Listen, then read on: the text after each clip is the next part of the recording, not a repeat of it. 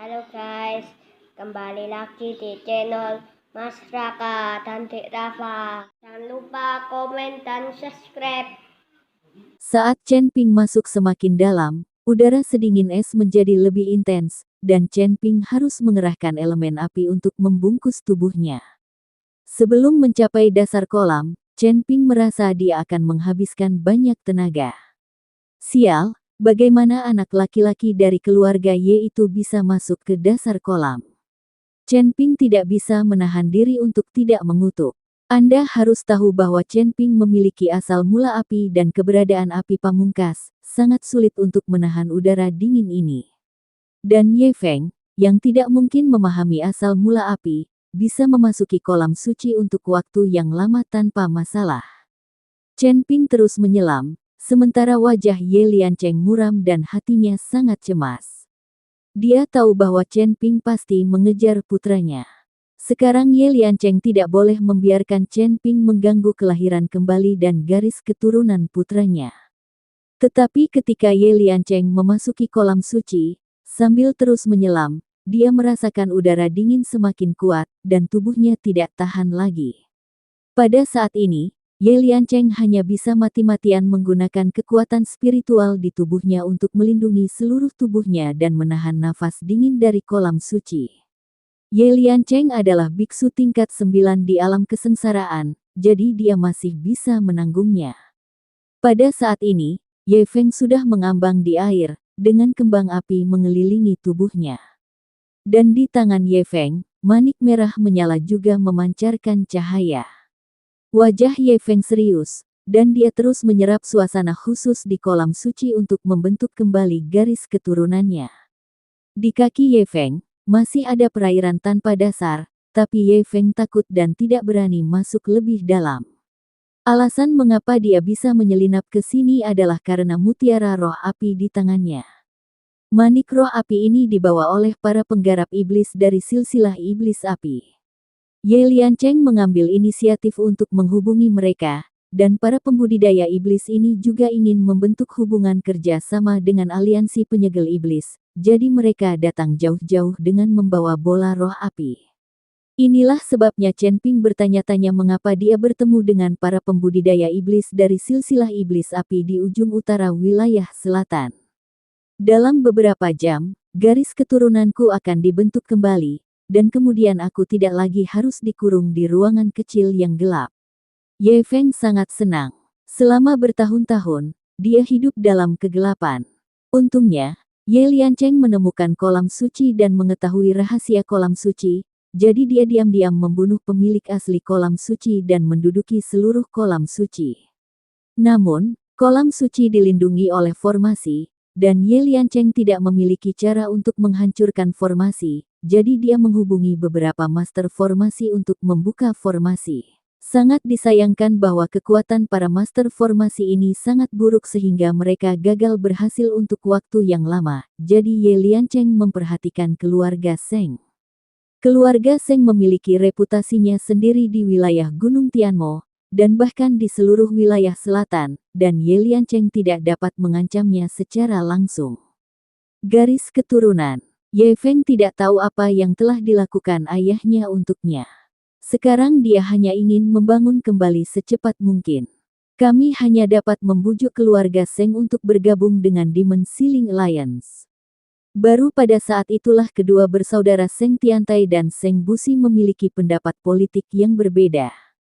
Tapi ketika Ye Feng dengan putus asa menyerap nafas dari kolam suci, dia tiba-tiba mendengar suara gelombang air. Ye Feng mendongak dan tidak bisa melihat apapun.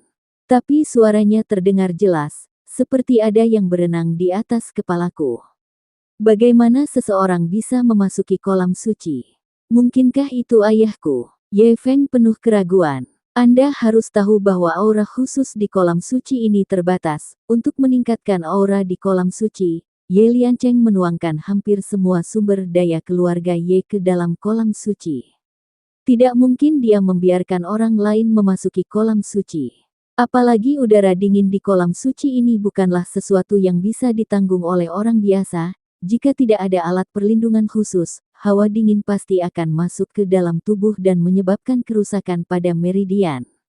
Tidak mungkin Ye Liancheng memasuki kolam suci dengan santai. Ye Feng tampak bingung saat mendengarkan suara aliran air, karena perhatiannya teralihkan dan lupa menyerap nafas dari kolam suci.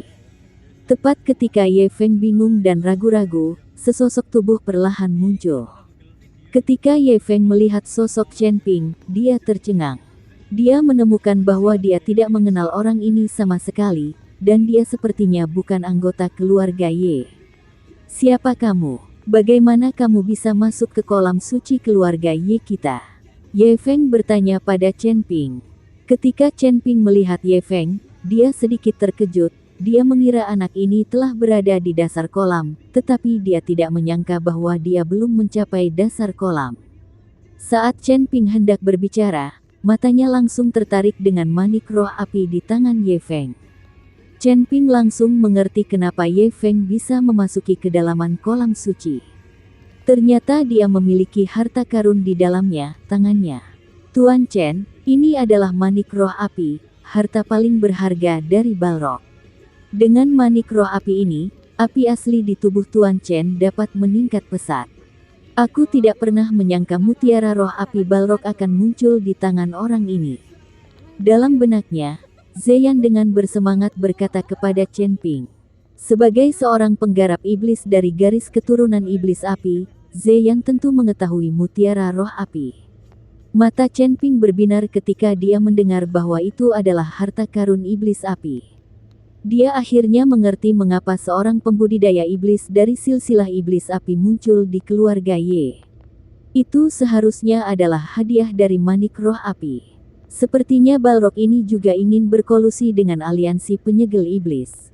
Chen Ping tersenyum dingin dan berkata, selama bertahun-tahun, iblis api telah bersembunyi di ujung utara. Kamu harus tahu bahwa tempat yang dingin adalah tempat yang paling sulit untuk dilatih oleh garis keturunan kita, iblis api.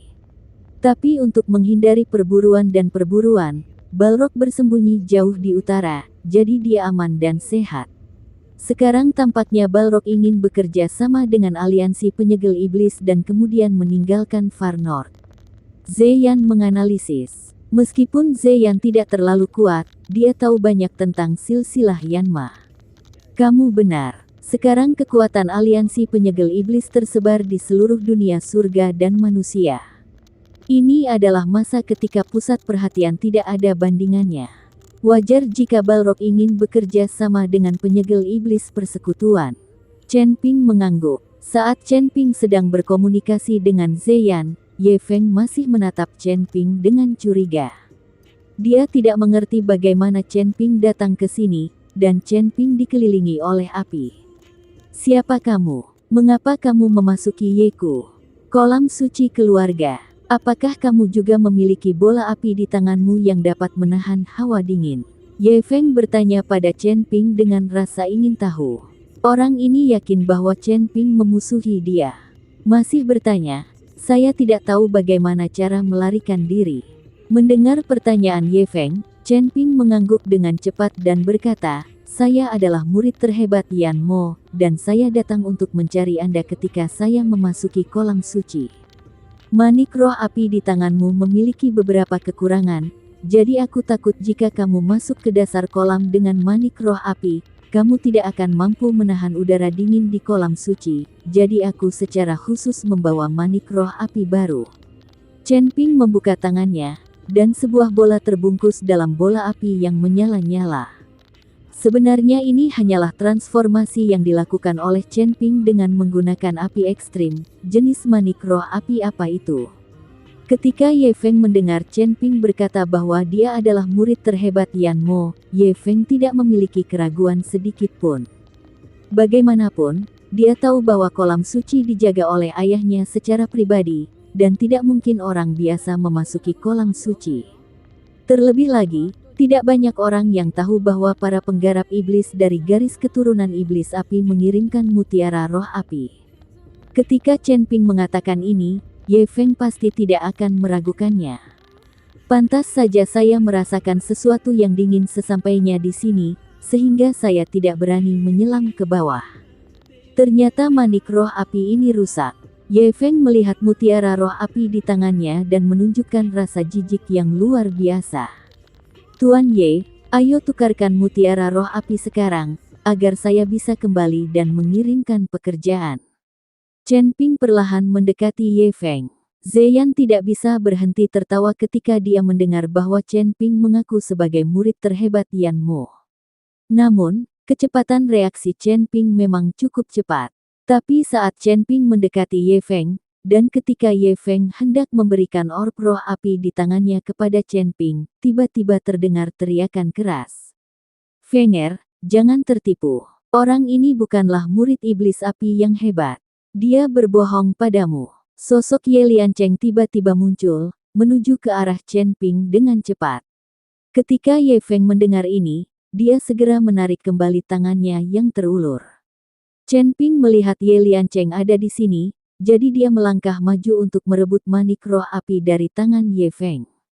Tanpa mutiara roh api, Ye Feng pasti akan mati beku oleh udara dingin di kolam suci. Ketika Ye Feng melihat Chen Ping datang untuk menangkapnya, dia dengan cepat berteriak, "Ayah, selamatkan aku, cepat selamatkan aku." Ye Feng meraih mutiara roh api dengan erat dan menukik ke bawah dengan seluruh kekuatannya. Ketika Ye Liancheng melihat putranya dikejar oleh Chen Ping, dia sangat marah hingga menjadi gila. Dia mengejar Chen Ping dengan seluruh kekuatannya. "Jika kamu berani menyentuh anakku, kamu mencari kematian." Ye Liancheng berteriak keras, dan kekuatan spiritualnya langsung melonjak. Lalu dia menamparkan Chen Ping dengan telapak tangan. Hanya saja Ye Liancheng menggunakan banyak kekuatan spiritual untuk melindungi tubuhnya dari udara dingin, dan air di kolam suci bertindak sebagai penghalang. Jadi telapak tangan Ye Liancheng bahkan tidak mengerahkan setengah dari kekuatan biasanya. Ketika Chen Ping melihat ini, dia menendang Ye Feng, menyebabkan Ye Feng menyelam jauh ke dalam dengan cepat.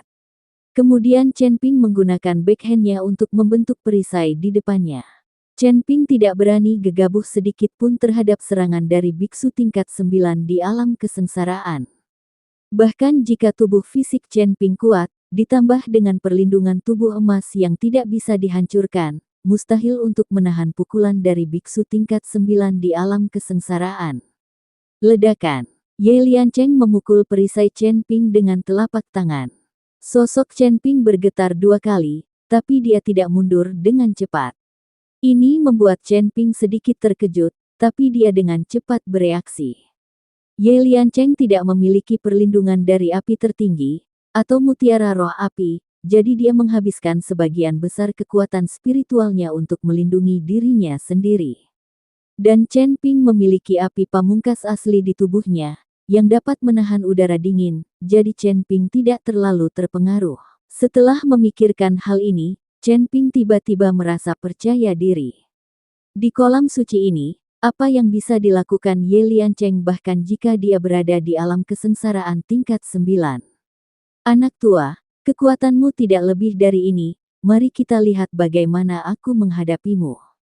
Chen Ping sebenarnya mengambil inisiatif. Ye Liancheng mengertakkan gigi dan wajahnya pucat karena marah. Seorang biksu bermartabat dari alam kesengsaraan tingkat 9 diprovokasi oleh seorang biksu muda dari alam kesengsaraan tingkat pertama. Jika berita ini menyebar, bagaimana mungkin dia masih ada? Chen Ping dan Ye Liancheng segera terlibat perkelahian. Untuk sementara, kedua orang itu saling bertarung, dan Ye Liancheng tidak bisa berbuat apa-apa dengan Chen Ping. Pada saat ini, karena pertarungan antara dua orang di kolam suci, air di kolam itu seperti lautan badai, dan kekuatan spiritual yang kacau terus melonjak. Ye Feng memegang manik roh api dan berenang ke atas dengan seluruh kekuatannya, tapi baru saja ditendang oleh Chen Ping. Ye Feng sedikit cemas, dia takut mutiara roh api tidak akan bisa melindunginya, jadi dia berenang ke atas dengan seluruh kekuatannya. Tapi di atas kepalanya adalah area di mana Chen Ping dan Ye Liancheng bertarung. Saat Ye Feng berenang sedikit, dia terpesona oleh aura kekacauan. Melihat putranya seperti itu, Ye Liancheng sangat marah. Tapi semakin marah Ye Liancheng, semakin sulit mengalahkan Chen Ping dengan cepat.